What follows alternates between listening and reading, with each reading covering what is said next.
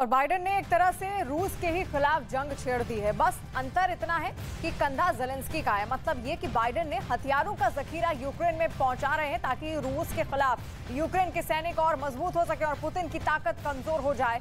देखिए हमारी ये स्पेशल रिपोर्ट।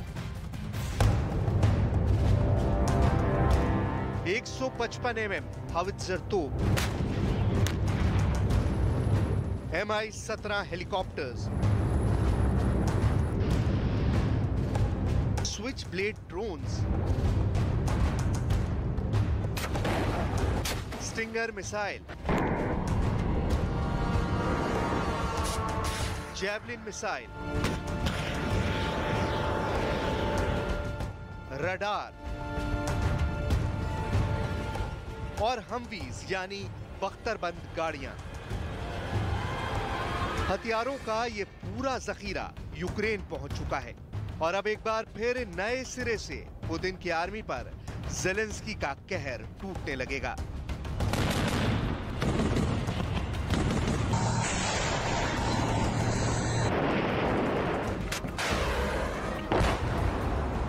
और इसमें सबसे अहम है ये 155 mm होवित्जर आर्टिलरी गन।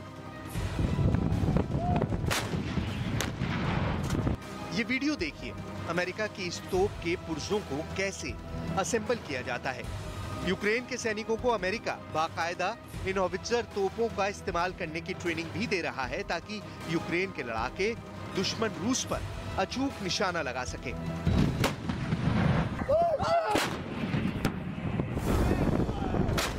अब रूस इन्हीं हैवी आर्टिलरी का निशाना बन सकता है। इस तोप की रेंज 30 किलोमीटर तक है, यानी इस तोप के 30 किलोमीटर के दायरे तक कोई भी दुश्मन बच नहीं पाएगा। अमेरिका यूक्रेन को 18 155 mm होवित्जर तोप और लगभग 40,000 राउंड आर्टिलरी भेज रहा है। यूक्रेन के पास तोपें तो पहले से ही हैं, लेकिन इनमें से कई पुरानी हो चली हैं तो कई को युद्ध में रूस ने बर्बाद कर दिया। उसके बाद ज़ेलेंस्की के तोपखाने में अमेरिका से आने वाली 18 नई तोपें शामिल होने वाली हैं। और ये हैं switch blade kamikaze drones. Kamikaze drone रूस के खिलाफ इस युद्ध में एक गेम चेंजर साबित हुए हैं। अमेरिका यूक्रेन को दो तरह के स्विच ब्लेड कामिकाजे ड्रोन दे रहा है। पहला स्विच ब्लेड 300 और दूसरा स्विच ब्लेड 600। स्विच ब्लेड 300 का वजन लगभग 2 किलोग्राम होता है, जबकि स्विच ब्लेड 600 का वजन लगभग 22 किलोग्राम होता है।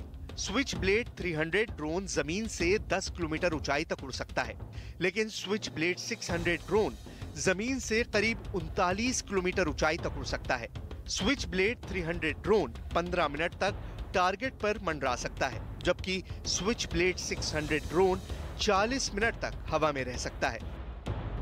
इनको स्विच ब्लेड ड्रोन इसलिए कहा जाता है क्योंकि जब ये लॉन्च होते हैं तो इनके ब्लेड जैसे पंख बाहर की तरफ निकलते हैं। ये छोटे मानव रहित विमान होते हैं जिनके अंदर विस्फोट भरा जाता है।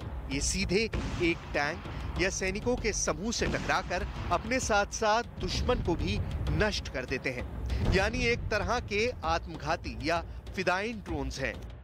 स्विच ब्लेड कामिकाजे ड्रोन्स की सबसे बड़ी खासियत ये होती है कि ये आसानी से रडार की पकड़ में नहीं आते। दूसरी सबसे बड़ी खासियत होती है कि इसे दूर बैठा सैनिक ऑपरेट कर सकता है, जिससे सैनिक की जान को नुकसान भी नहीं होता और दुश्मन सेना को भयानक नुकसान होता है। ये स्विच ब्लेड ड्रोन्स रूस, चीन, इजराइल, ईरान और तुर्की के पास भी हैं। इनमें कैमरे लगे होते हैं और 100 किलोमीटर प्रति घंटा की रफ्तार से टारगेट को हिट कर सकते हैं।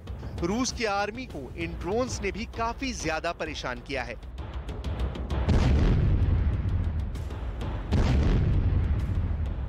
अमेरिका यूक्रेन को एक और नायाब हथियार दे रहा है। ये एक mobile short range radar system है जिसका नाम है AN/TPQ-36। ये रडार एक बार में 10 टारगेट्स का पता लगा सकता है। ये रडार 24 किलोमीटर की रेंज में हथियारों का पता लगा सकता है। ये रडार 18 किलोमीटर पर मोर्टार, 14.5 किलोमीटर तक तोपखाने और 24 किलोमीटर की अधिकतम सीमा तक रॉकेट का पता लगा सकता है। सबसे खास बात यह है कि सिर्फ 15 मिनट में असेंबल करके उपयोग के लिए तैयार किया जा सकता है।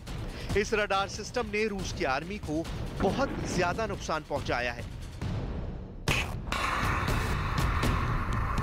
इसके अलावा डॉनबास की लड़ाई में रूस का काल साबित होने जा रही है जैवलिन मिसाइल। अमेरिका यूक्रेन को 500 जैवलिन एंटी टैंक मिसाइल दे रहा है। जैवलिन को main portable air defence system कहा जाता है। ये किसी भी टैंक और विमान को नष्ट करने की क्षमता रखते हैं। इस तरह की मिसाइलों का इस्तेमाल Bharat, Pakistan, Germany, Britain, Turkey और इसराइल भी करते हैं। कंधे पर रखकर फायर की जाने वाली सबसे ज्यादा मिसाइलें रूस के पास हैं, लेकिन अब रूस ही इन मिसाइलों का कहर झेल रहा है।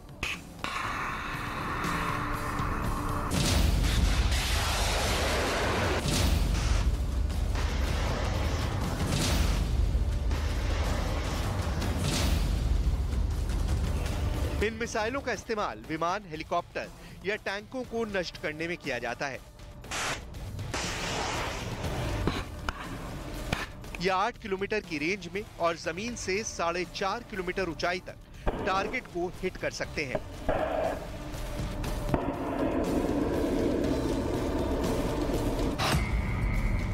इसके अलावा भी अमेरिका यूक्रेन को 100 बख्तरबंद गाड़ियां, 100 ग्रेनेड लॉन्चर, 5000 राइफल, 1000 पिस्तौल, 400 मशीन गन, 400 शॉटगन भी सप्लाई कर रहा है। Mi-17 हेलीकॉप्टर्स भी यूक्रेन को मिलने जा रहे हैं। ये एक बार में 30 सैनिकों को ले जाने में सक्षम हैं। और 2 महीने से भी ज्यादा का वक्त बीत चुका है।